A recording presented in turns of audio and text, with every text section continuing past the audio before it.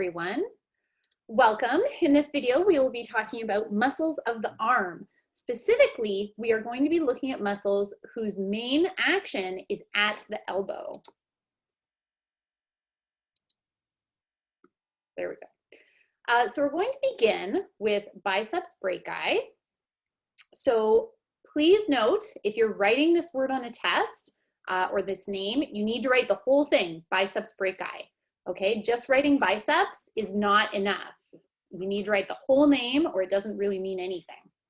So it's called biceps because it has two muscle bellies. So it has a long head, which originates up on the scapula at the supraglenoid tubercle. Okay, so just above the glenoid fossa on the scapula. And the tendon is going to loop through the intertubercular groove, the bicipital groove of the humerus. Okay, so that's your long head. Short head originates on the coracoid process of the scapula. The two heads join together and they insert on the radial tuberosity. Now, you don't have to specify radial tuberosity of the radius. The fact that it's called radial tells us it's on the radius, so it's okay to just say radial tuberosity. Okay, actions.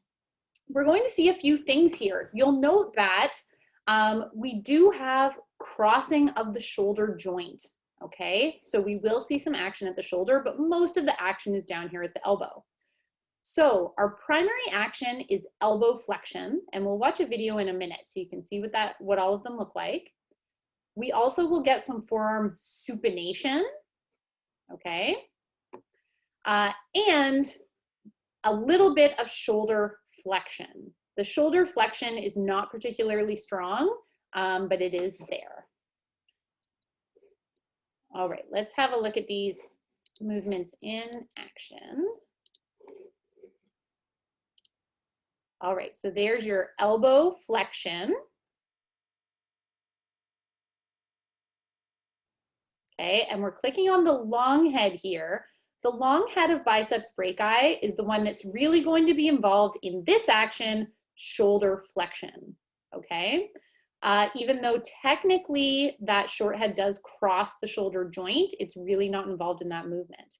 The last one is what we're about to see, supination. So remember, that's turning your palm of your hand up, whoops, turning the palm of the hand up. Here, we'll just go back, stop, we don't watch that.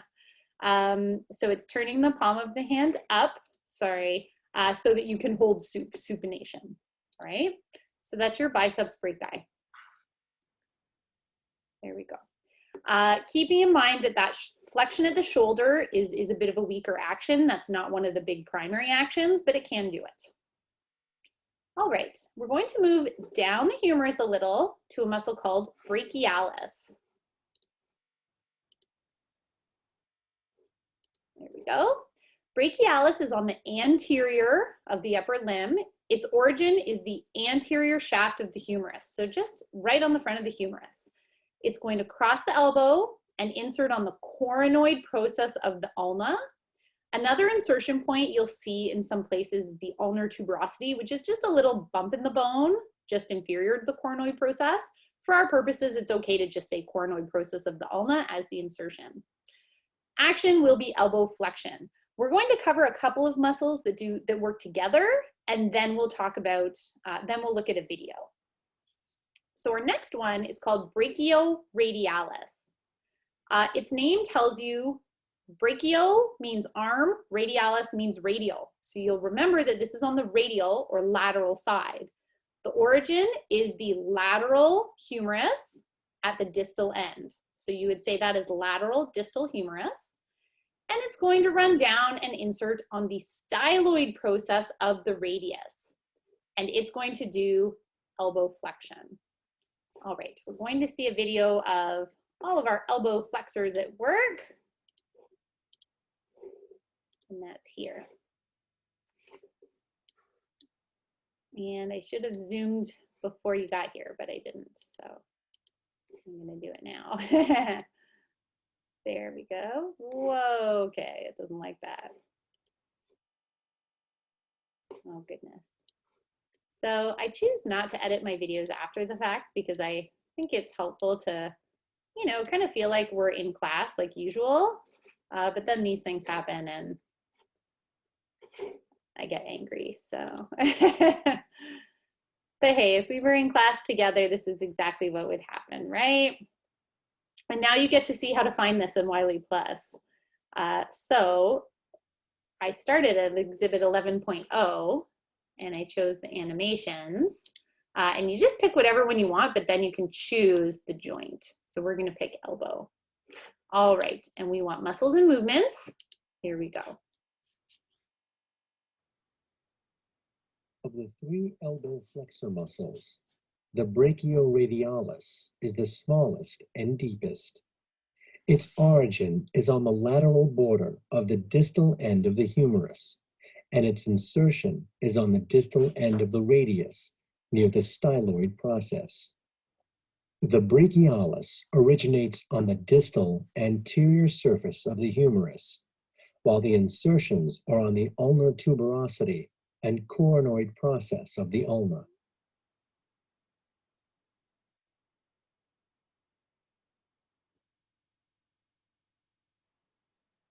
The biceps brachii muscle crosses the shoulder joint, so its long head originates on the supraglenoid tubercle of the scapula.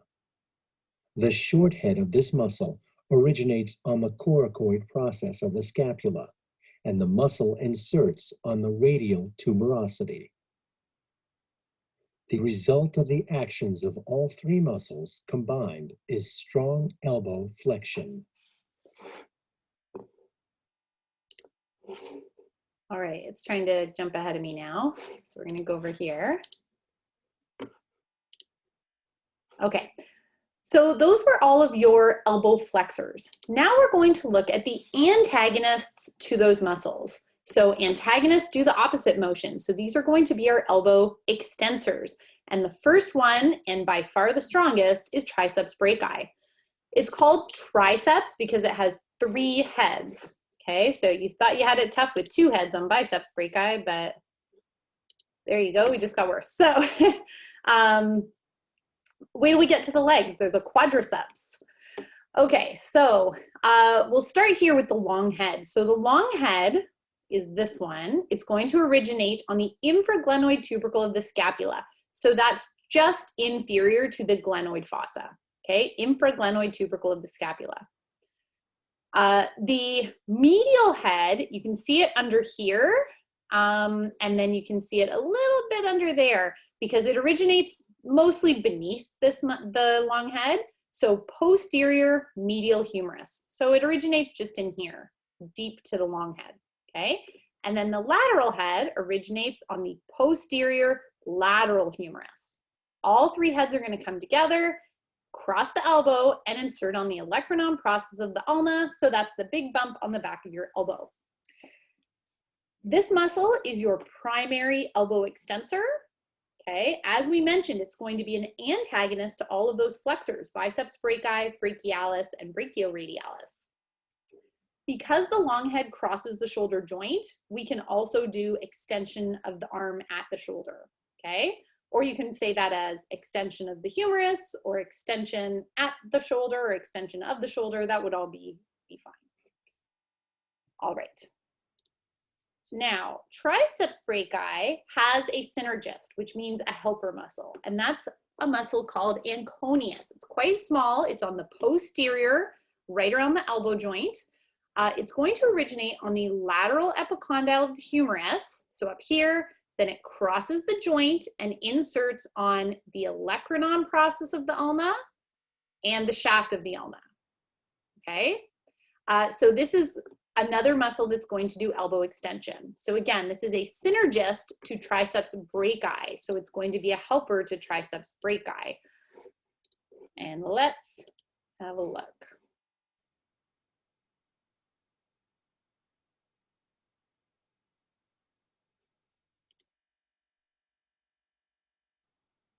The Anconeus, a small extensor, originates on the lateral epicondyle of the humerus and inserts on the olecranon process and the superior portion of the ulna.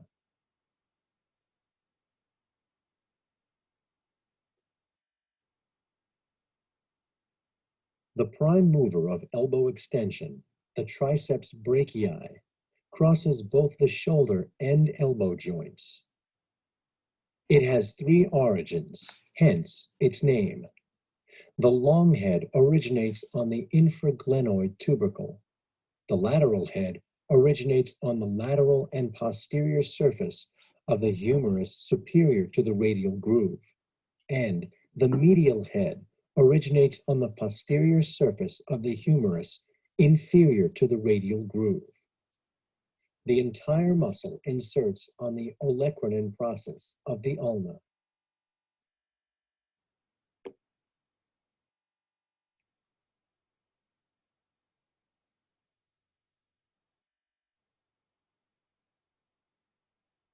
The Anconeus helps the triceps brachii to extend the elbow.